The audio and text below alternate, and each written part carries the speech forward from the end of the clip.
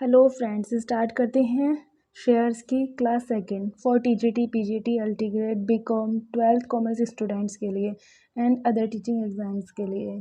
Shares की last class में हम कंपनी पढ़ रहे थे, तो कंपनी कैसे अपने सदस्यों से अलग होती है, उसका अस्तित्व कैसे अपने सदस्यों से अलग होता है, हम ये पढ़ रहे थे और उसकी कुछ विशेषताएं भी हमने नोट की थी। अब हम उनको डिटेल्स से पढ़ेंगे।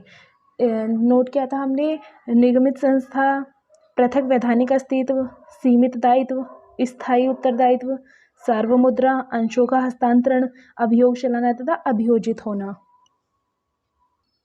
फर्स्ट पॉइंट करते हैं निगमित संस्था।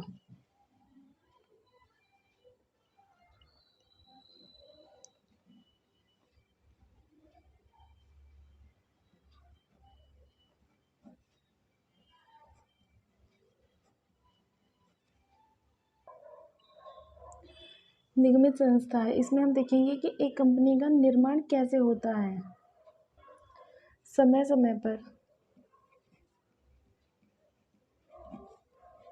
लागू होने वाले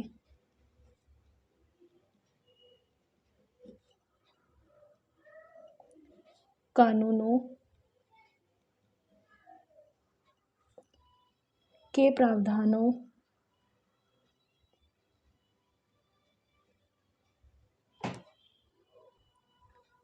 के अनुसार एक कंपनी का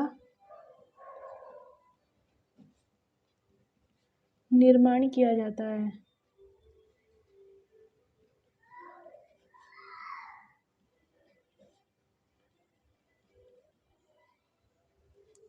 कंपनी का निर्माण कैसा होता है? समय समय पर लागू होने वाले कानूनों और प्रावधानों के अनुसार। जैसे जैसे कंपनी एक्ट आता है वैसे वैसे कंपनियों का निर्माण भी उसी के अनुसार होता है। सामान्यतः भारत में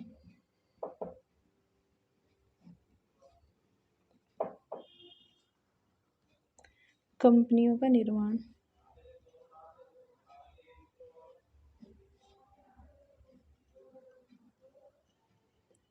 तथा पंजीकरण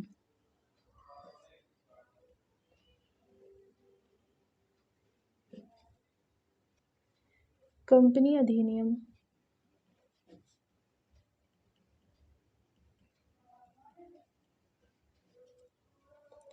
के अंतर्गत होता है।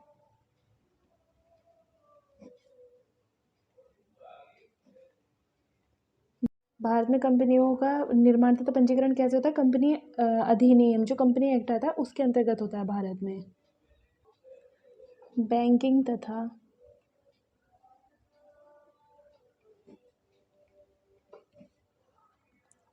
बीमा कंपनियों को छोड़कर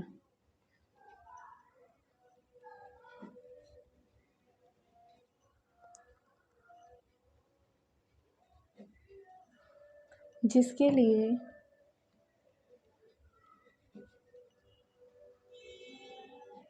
पृथक कानून है।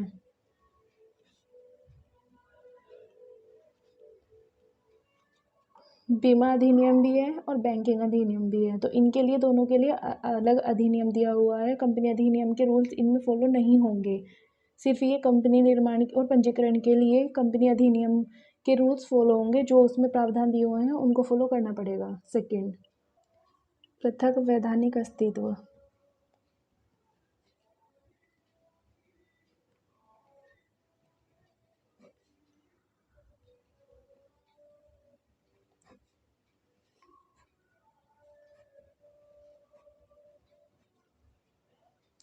एक कंपनी का अलग कानूनी अस्तित्व होता है।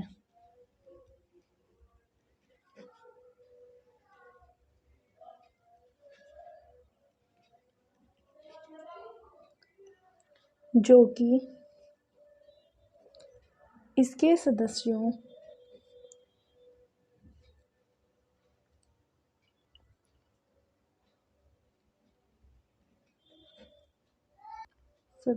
से भिन्न होता है।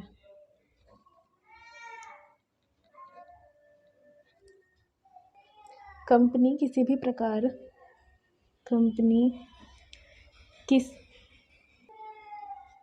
किसी भी प्रकार की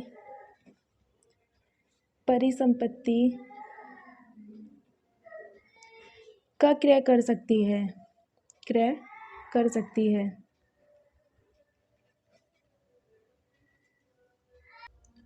यह अनुबंध कर सकती है, यह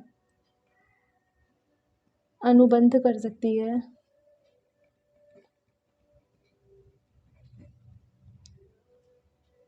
और अपने नाम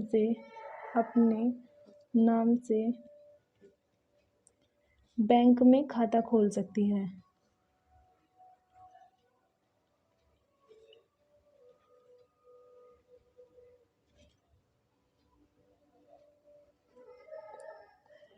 कंपनी का पृथक वैधानिक अस्तित्व होता है। एक कंपनी का अपना अलग कानूनी अस्तित्व होता है, क्योंकि कंपनी अपने सदस्यों से बिल्कुल भिन्न होती है। जैसे एक सदस्य का अस्तित्व होता है, वैसे ही कंपनी का भी अपना अस्तित्व होता है, जो कि इसमें सदस्यों से भिन्न होता है, अलग होता है उसके सदस्यों से। कंपनी किसी भी प्रकार की परिसंपत्ति को क्रय कर सकती है। कंपनी अपने नाम से किसी भी परिसंपत्ति को खरीद सकती है, यह अनुबंध भी कर सकती है और अपने नाम से बैंक खाता भी खोल सकती है। कंपनी के नाम से बैंक खाते खुलते हैं क्योंकि उनका अपना पृथक अस्तित्व होता है। सिर्फ एक मनुष्य की भांति उसमें प्राण नहीं होते, बाकी वो सब कर सकती है। नेक्स्ट, सीमित दायित्व।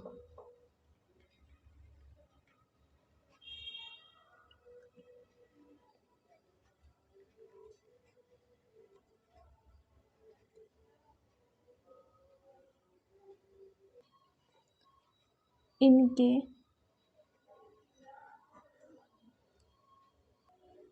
यानी कि कंपनी के इनके सदस्यों का दायित्व केवल उनके द्वारा खरीदे गए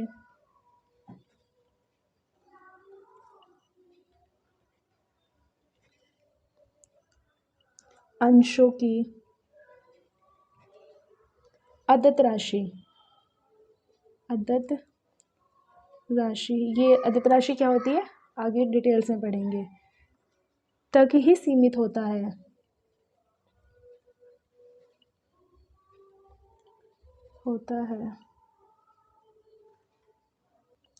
गारंटी द्वारा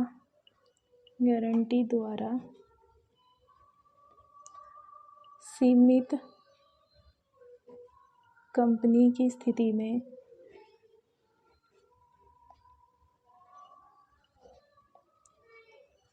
कंपनी के समापन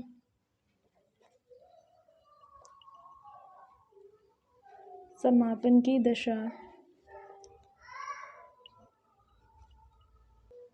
दशा में सदस्यों का दायित्व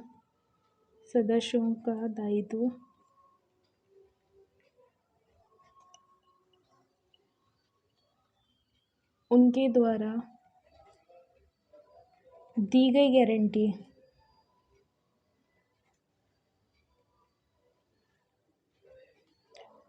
तक ही सीमित होता है।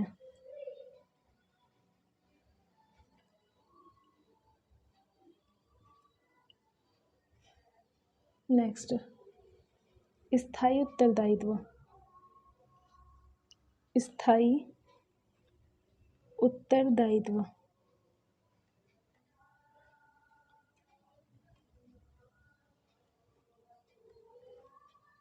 कंपनी एक कृत्रिम व्यक्ति है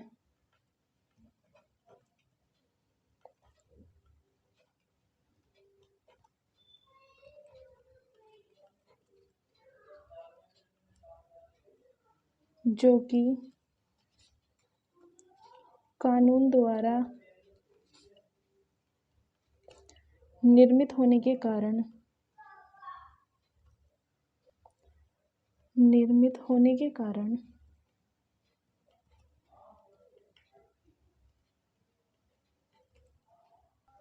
इसके सदस्यों में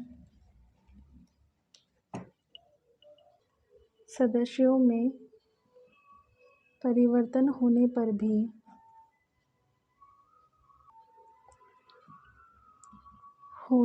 भी अस्तित्व में बनी रहती है। बनी रहती है।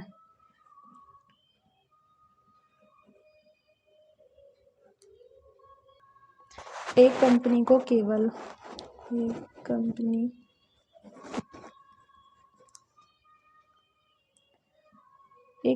को केवल कानून द्वारा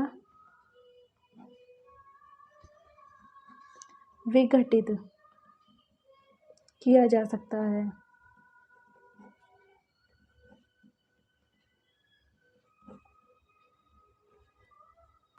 कंपनी के सदस्यों की मृत्यु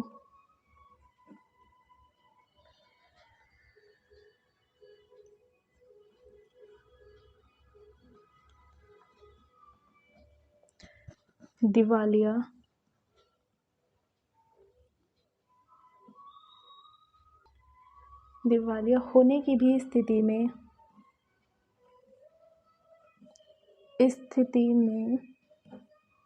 कंपनी पर कोई प्रभाव नहीं पड़ता।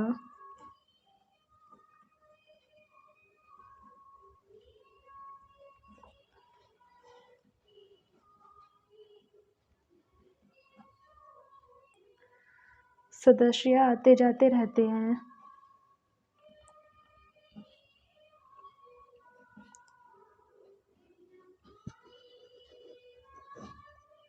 इसके बावजूद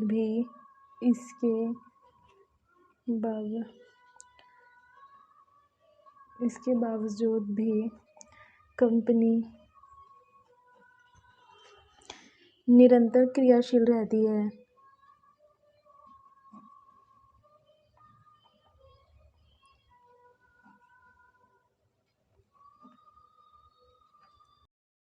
नेक्स्ट, सार्वमुद्रा।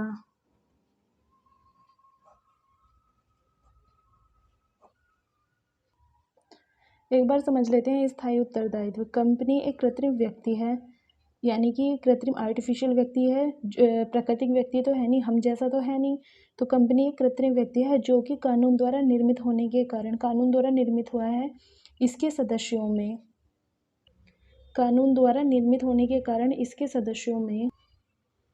परिवर्तन होने पर भी अस्तित्व में नहीं रहती। इसके सदस्यों में परिवर्तन हो, कम हो, ज़्यादा हो, आए जाए, कुछ भी हो, कोई नया आए, पुराना आए, कुछ भी हो, उस अस्तित्व बना रहता है, उस पर कोई प्रभाव नहीं पड़ता। एक कंपनी को केवल कानून द्वारा विघटित किया जा सकता है। कंपनी को ऐसे ही विघटित नहीं किया जा सकता, केवल कानून द्वारा विघटित किया जाएगा, क्योंकि इसका निर्माण भी कानून के द्वारा ही हुआ है। कंपनी के सदस्यों की मृत्यु या दिवालिया, पागल हो जाना, कुछ ना रहना होने की स्थिति में भी कंपनी पर कोई प्रभाव नहीं पड़ेगा।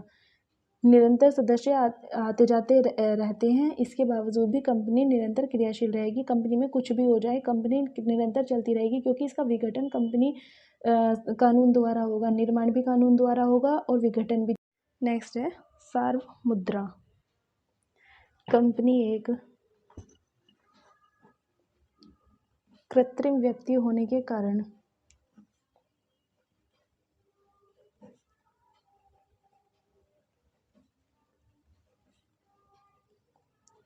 अपने नाम के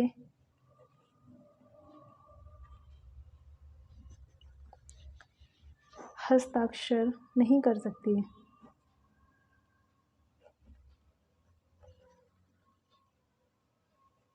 इसलिए प्रत्येक कंपनी को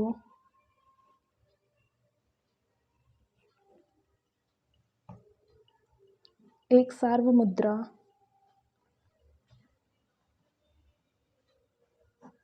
का प्रयोग करना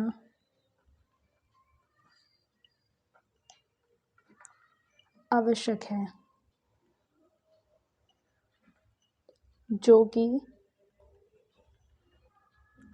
अधिकारित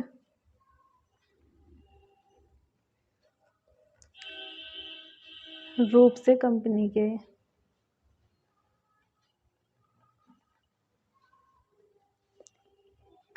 के लिए हस्ताक्षर करती है।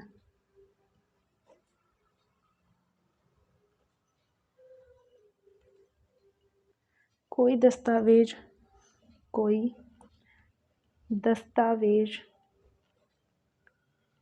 यदि उस पर कंपनी की सार्वमुद्रा नहीं है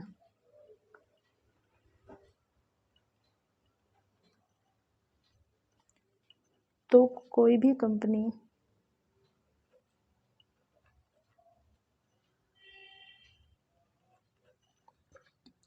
इसके लिए बाध्य नहीं होगी।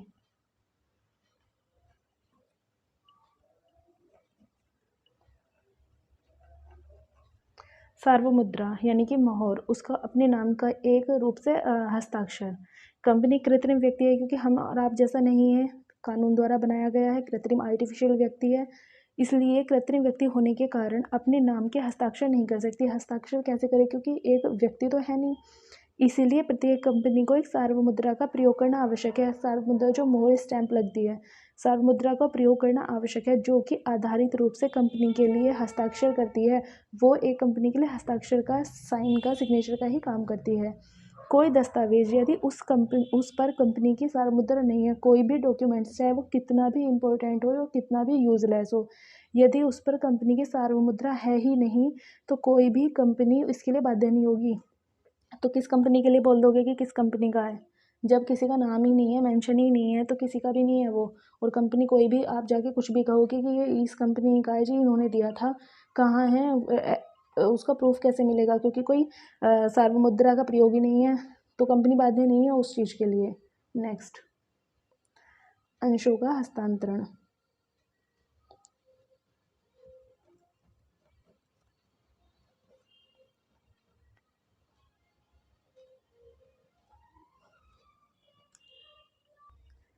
एक सार्वजनिक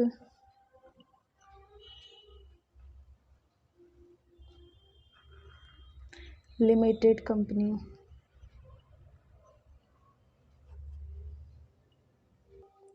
कंपनी के अंश मुक्त रूप से हस्तांतरणीय होते हैं।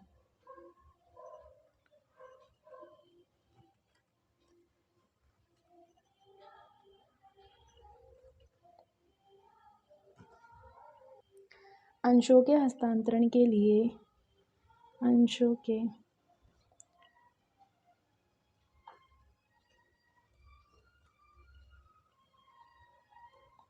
कंपनी की अनुमति या किसी सदस्य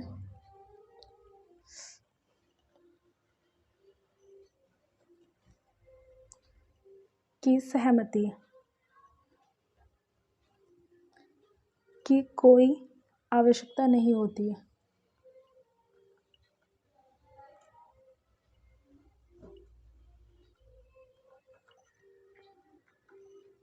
लेकिन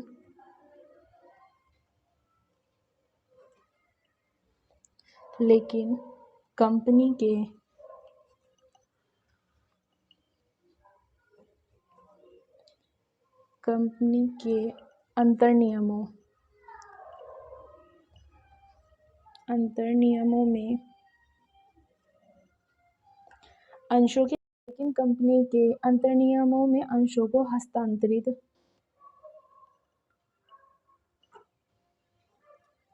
करने का उल्लेख होता है।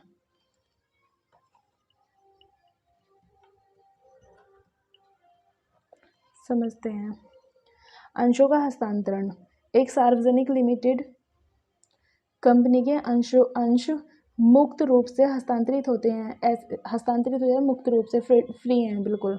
अंशों के हस्तांतरण के लिए कंपनी की अनुमति या किसी सदस्य की सहमति की आवश्यकता नहीं होती। ना तो कंपनी की अनुमति की आवश्यकता होती है, ना ही कोई सदस्य परमिशन देगा कि आप अंशों को इशू करो। लेकिन कंपनी के अंतर्नियम और सीमा नियम आगे पढ़ेंगे। अंतर्नियमों में अंशों को हस्तांतरित करने का उल्लेख होता है, उसमें तरीके लिखे हैं कि कैसे अंशों को यानी कि शेयर्स को कैसे इशू करेंगे, उसमें उसके तरीके लिखे हुए हैं। नेक्स्ट, अभियोग चलाना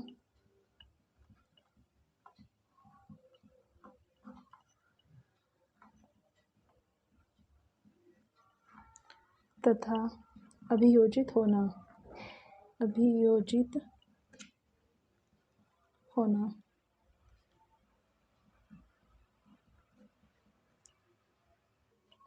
कानूनी व्यक्ति होने के कारण,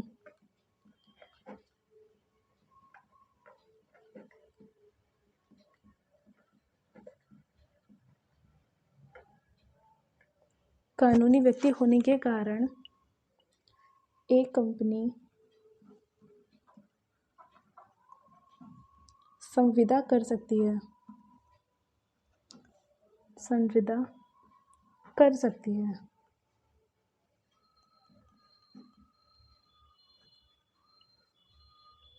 तथा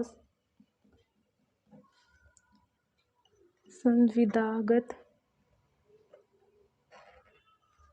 अधिकारों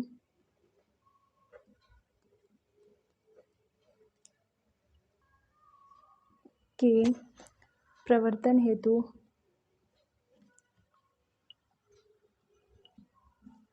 दूसरों को बाध्य कर सकती है।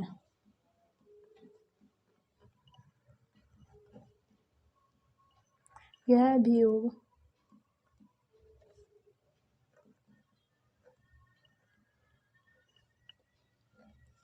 चला सकती है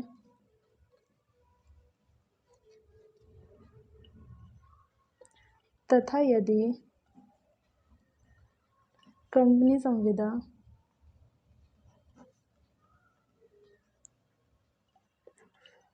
का उल्लंघन तथा यदि कंपनी संविदा का उल्लंघन करे तो उसके नाम पर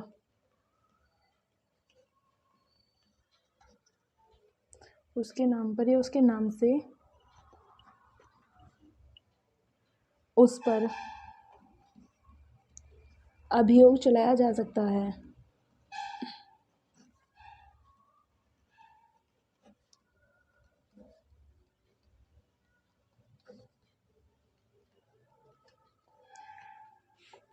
अभियोग चलाना तथा अभियोजित होना, कानूनी व्यक्ति होने के कारण एक कंपनी संविदा कर सकती है। उसको सारे अधिकार होते हैं कि व्यक्ति के, एक सदस्य के, अपनी कंपनी के सदस्यों जैसे उसको सारे अधिकार होते हैं। तथा संविदागत अधिकारों के प्रवर्तन हेतु दूसरों को बाध्य भी कर सकती है, उनको मनवाने के लिए दूसरों को बाध्य भी कर सकती है।